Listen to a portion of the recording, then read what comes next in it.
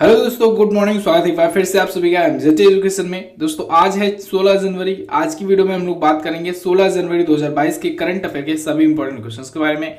पूरी वीडियो ध्यान से देखिएगा, पूरी वीडियो डिटेल में आपको समझाई गई है। अगर वीडियो पसंद आए तो वीडियो को लाइक और शेयर जरूर कर देना। चैनल पर नए आए हो चैनल को सब्सक्राइब कर लो, बेल आइकन को प्रेस कर लो, जिससे आने वाली वीडियोस का नोटिफिकेशन आप तक पहुंचता रहे।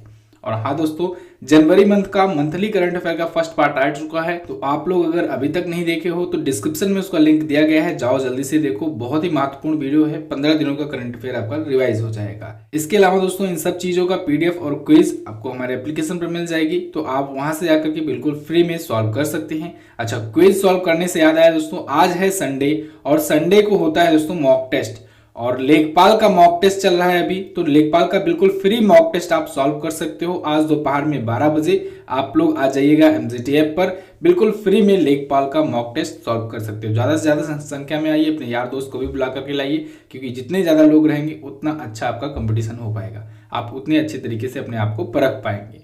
बिल्कुल सिलेबस पर आधारित क्वेश्चन और आंसर का ये पूरा का पूरा मॉक टेस्ट होगा। चलिए बात करते हैं अब हम लोग लास्ट डे के क्वेश्चन की। लास्ट डे का पहला क्वेश्चन था मेरा, यूनेस्को की स्थापना कब हुई? तो यूनेस्को की स्थापना दोस्तों 1945 में हुई थी। यूनेस्को के बारे में बहुत सारे लोगों ने बहुत ही अच्छे से डिटेल में लिखा है। भारत कौशल राष्ट्रीय प्रतियोगिता 2021 में दूसरा स्थान किस राज्य का है? तो महाराष्ट्र का है। अब बात करते हैं आज के दिन के पहले क्वेश्चन। आज का पहला क्वेश्चन है, कौन सा देश भारत से ब्रह्मोस क्रूज मिसाइल खरीदेगा? तो दोस्तों फिलीपींस भारत से खरीदने जा रहा है ब्रह्मोस क्रूज मिसाइल।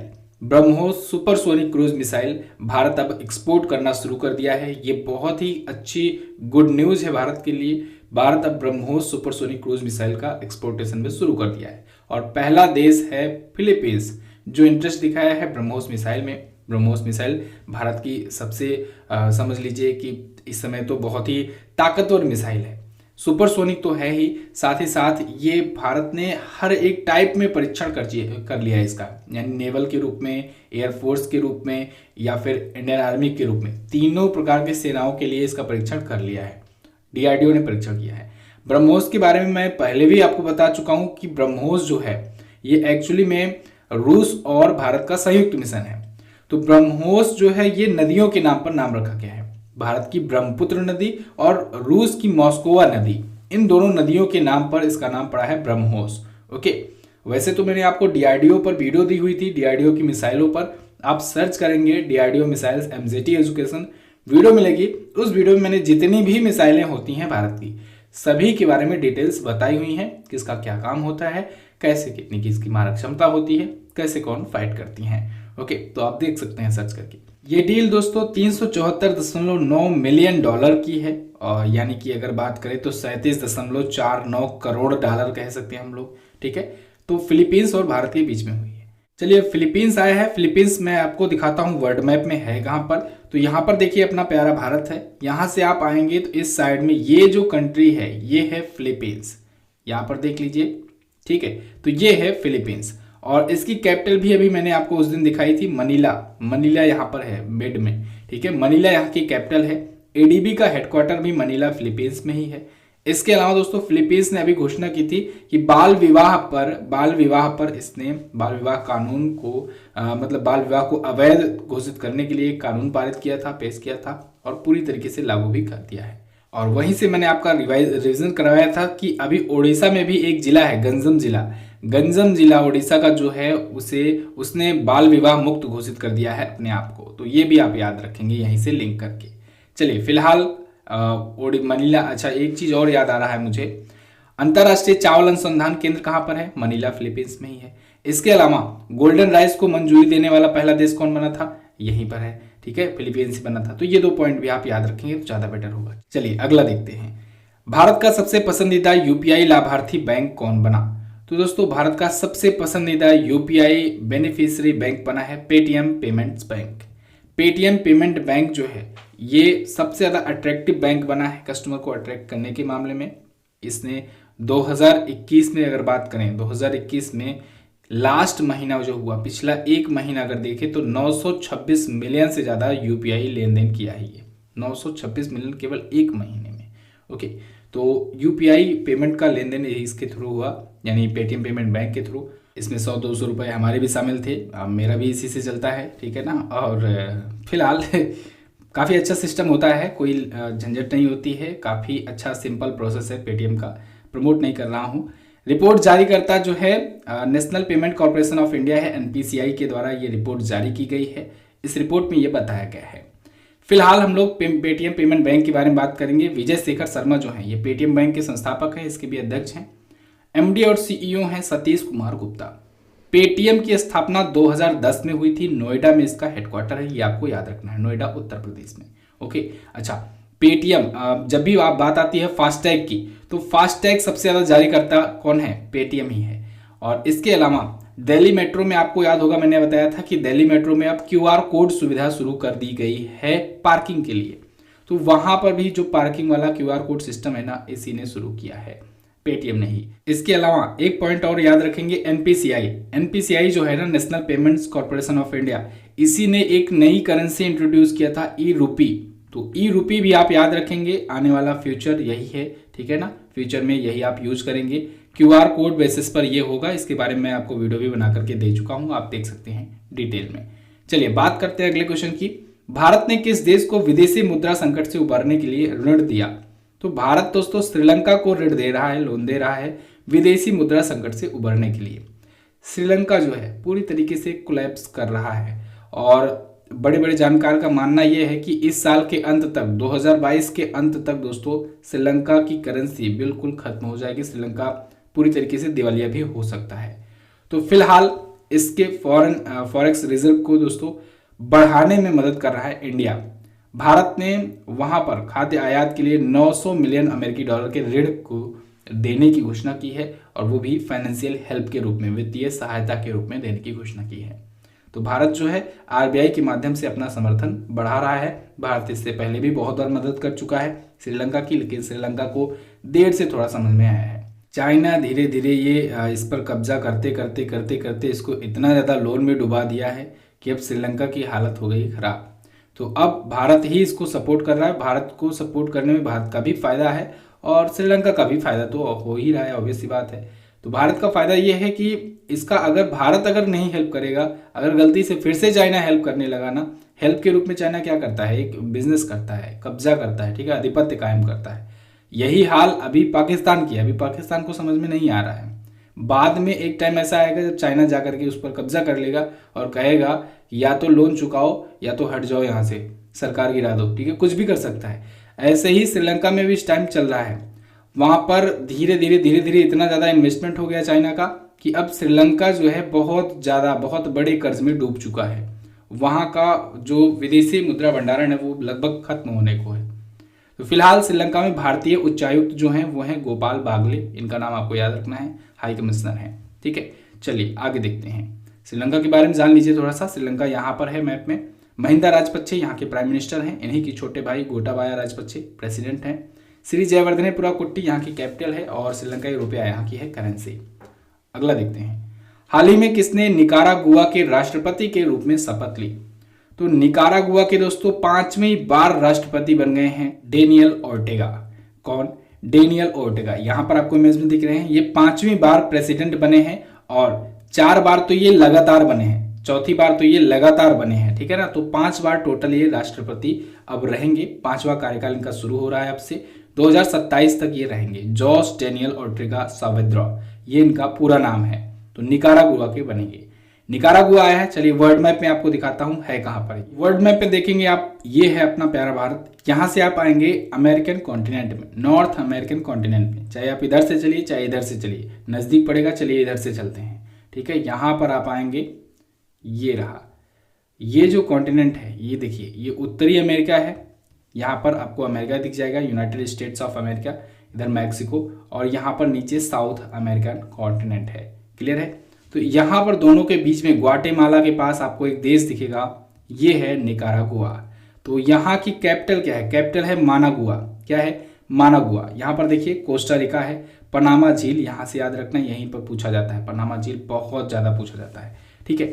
फिलहाल निकारागुआ ये रहा। ओके, अगला क्वेश्चन है, माया एंजेलो किस देश के सिक्के पर दिखाई देने वाली पहली अश्वेत महिला बनी?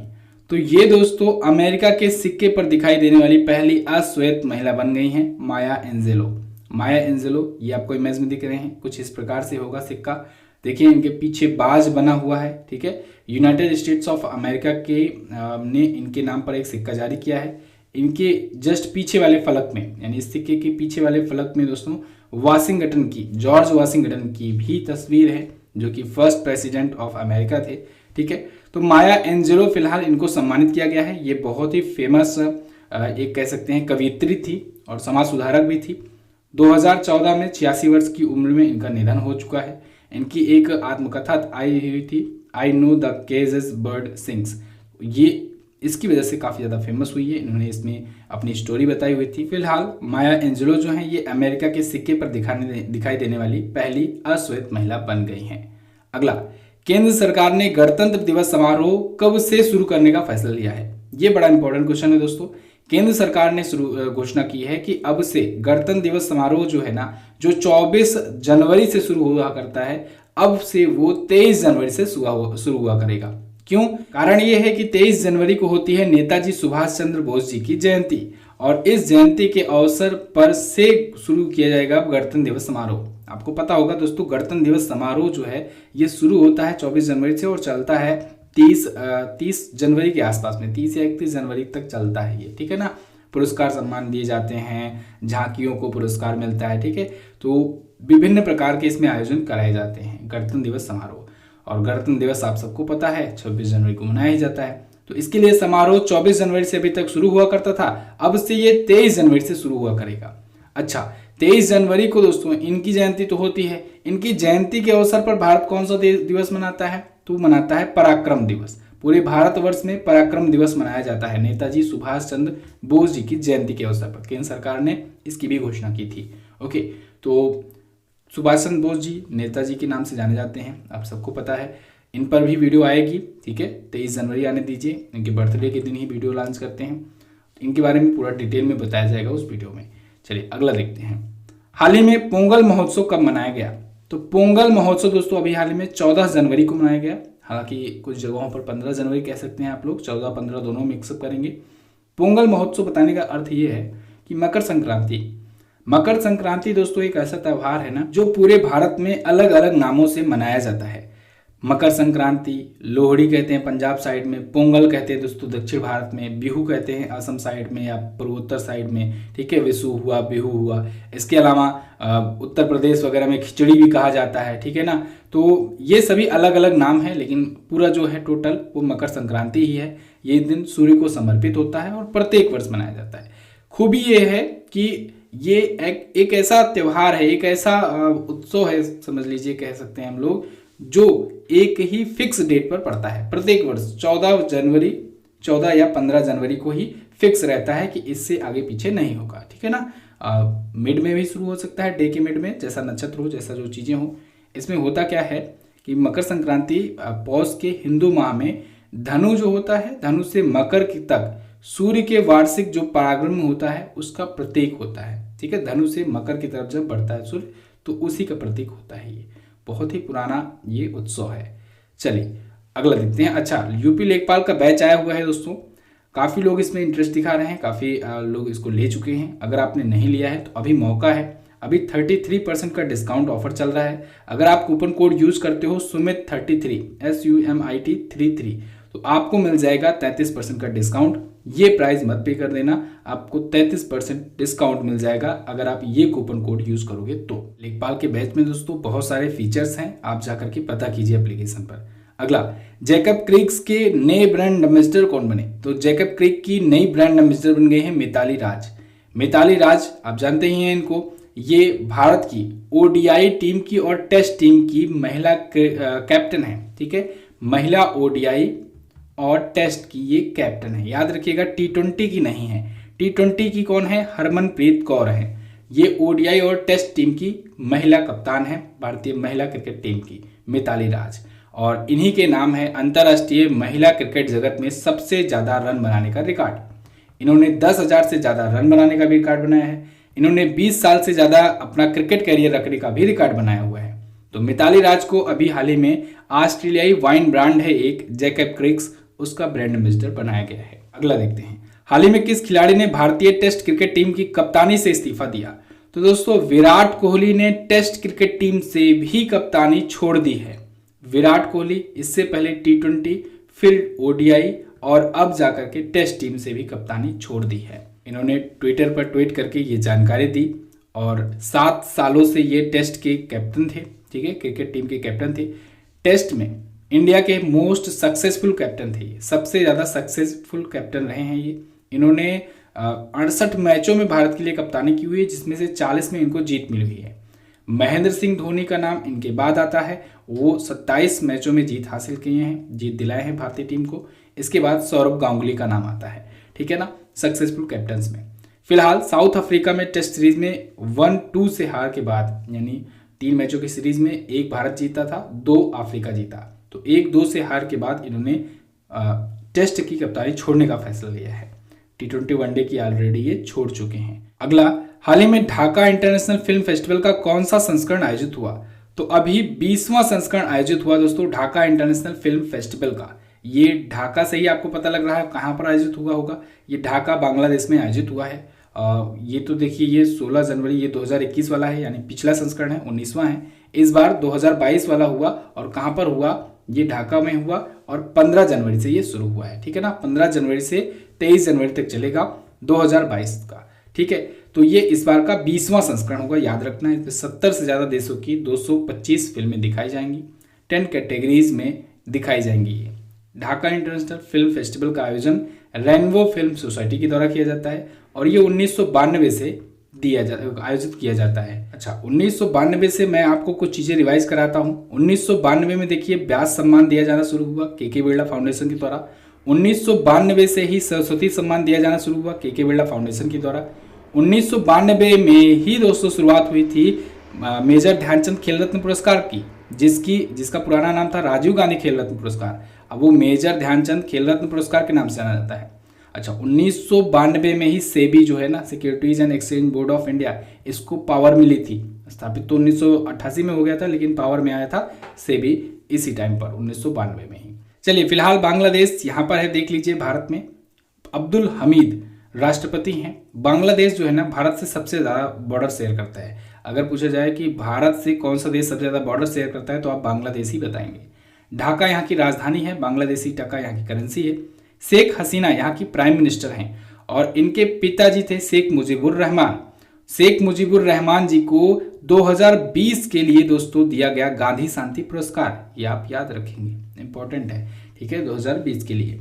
और इसके अलावा उनके नाम पर यूनेस्को बंगबंधु पुरस्कार की शुरुआत हुई है। बंगबंधु उन्हीं को कहा जाता था।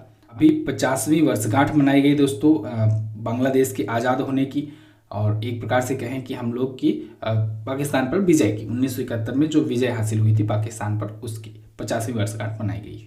क्लियर? तो चलिए, तो बस दोस्तों ये तो था आज का वीडियो। कैसी लगी आपको वीडियो, आप कमेंट करके जरूर बताएंगे। जैसा कि मैंने आपको शुरुआत में ही बताया, जनवरी मंथ का जो रिवीजन वीडियो है 15 दिनों का, वो आ चुका है। जाइए उसको, वीडियो को देखिए। कल रात में 10:30 बजे वो वीडियो अपलोड हुई है, ठीक है ना। काफी लेट हो गया था, लेकिन आप लोगों से वादा किया गया था कि वीडियो अपलोड होगी, तो वीडियो अपलोड हुई। फिलहाल क्वेश्चन ऑफ द डे का आप आंसर करते हुए जाएंगे। फेसबुक ने व्हाट्सएप को कब खरीदा हुआ था, इस पर भी मैंने आपको कल वीडियो बना करके दी हुई थी। नाता संकीर्तन महोत्सव कहाँ मनाया जाता है? दोनों क्वेश्चंस के बारे में आपको जो पता हो डिटेल में जरूर आंसर करने का प्रयास करना। इसकी PDF वगैरह सब कुछ आपको मिल जाएगी हमारे एप्लीकेशन पर, वहीं पर क्विज मिलेगी, क्विज भी सॉल्व कर लेना जाकर के, रिवीजन अच्छे से हो जाएगा। और टेलीग्राम ग्रुप से भी जुड़ जाओ, टेलीग्राम पर भी इंफॉर्मेशन आपको दी जाती रहती है। वीडियो को एंड तक देखने के लिए दोस्तों बहुत बहुत धन्यवाद। मिलेंगे अगले दिन की वीडियो में, तब तक के लिए नमस्कार, जय हिंद, वंदे मातरम।